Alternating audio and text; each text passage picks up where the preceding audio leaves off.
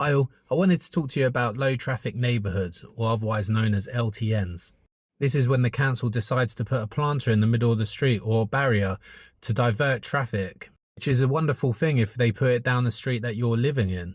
Not only does it stop traffic by 80%, but pollution and noise, and it also puts less cars down your road, so it's a lot safer to go outside or have your kids walking down the street. It effectively makes your road a private road, which obviously can increase your house price as well. Then you got the other side to this. Obviously, the 80% of cars no longer going down that street don't just disappear. They've got to go somewhere else. So they all start going down other side streets. Now, this causes some major issues. These side streets weren't designed to hold such heavy traffic.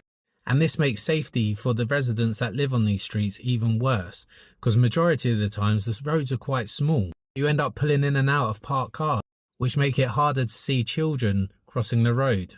But with that, it also brings increased pollution, CO2 emissions, and noise pollutions. And obviously, who wants to live down a busy road? So it even brings down house prices in the area. The LTNs came about when central government started giving out grants to local councils to start building them. And in Kingston, where we've been fighting them, the Lib Dems have jumped on them, putting them all over the place. And if you take the planters, for example, you've got someone that has to propose the idea, the consultations, the designing, the redesigning, and the actual implementation. It has cost councils tens to sometimes hundreds of thousands per planter. Now, part of the deal for the government's grant was if you remove it, you have to pay the money back.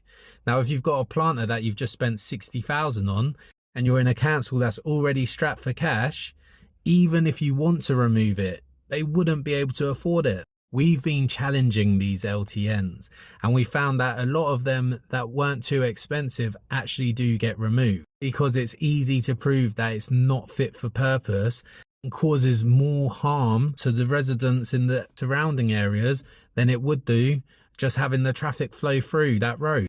But there's some LTNs that even with overwhelming opposition, the councils will not remove.